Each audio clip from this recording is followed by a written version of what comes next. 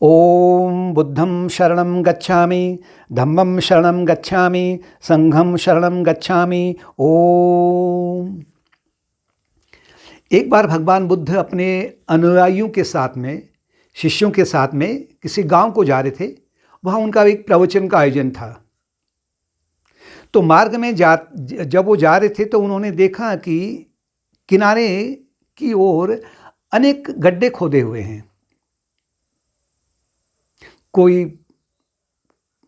2 foot का है, कोई 3 फुट का है, कोई 4 फुट का है, कोई 6 फुट का है, लेकिन वो देख रहे हैं कि गड्ढे खुदे ही हुए हैं।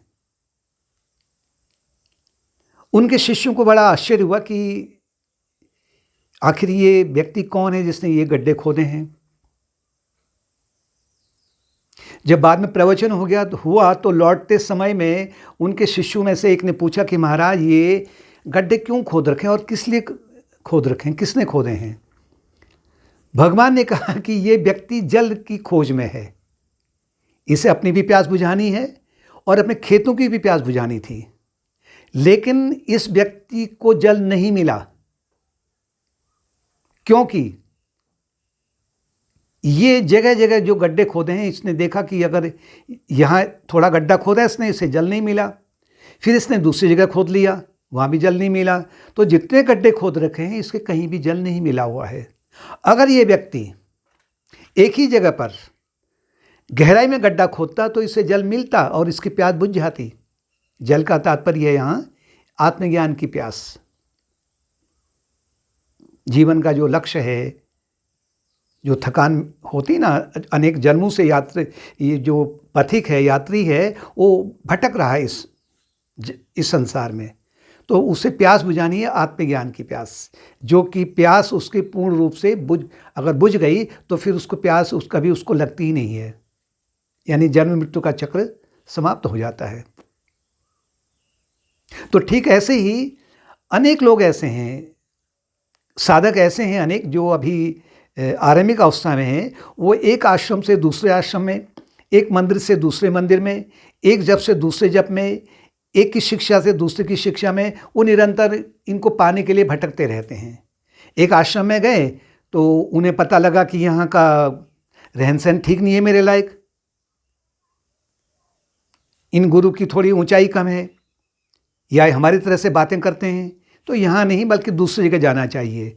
वो उनका जो मन है प्री ऑक्यूपाइड रहता है, यानी उनका मन बना लेता है कि कोई जो योगी होगा या जो गुरु होगा, लंबी लंबी दाढ़ी होगी उसकी, पैर तक उसके बाल लटके होंगे, सिर के बाल, या बदन पर राख मरी होगी, या अवधूत होगा। तो वो अपने अहंकारिक दृष्टिकोण से उनकी परीक्षा लेने लग जाता है, यानी कि उनको मानसिक रूप से भांपने लग जाता है। लेकिन जब उससे वहाँ लगता है कि मेरी अहंकारिक दृष्टि, जो अहंकारिक कामना पूर्ण नहीं हो रही है, दूसरी जगह भग जाता है।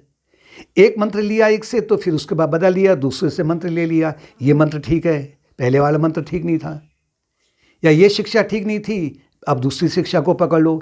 ये गुरु ठीक नहीं है, दूसरे गुरु को पकड़ लो। तो वो एक आश्रम से दूसरे आश्रम में निरंतर भटकते रहते हैं, क्योंकि वहाँ कहीं उसे समय से भोजन नहीं मिलता है, कहीं उसे लोगों का व्यवहार ठीक नहीं लगता है।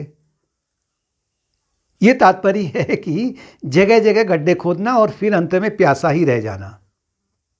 संसार के क्षेत्र में भी अगर किसी क्षेत्र में सफलता पानी है, वहाँ भी सूत्र कहा गया है, पतंजलि महाराज ने कहा है, सतु दीर्घकाल नैर्यंतर सत्कार सेवितो।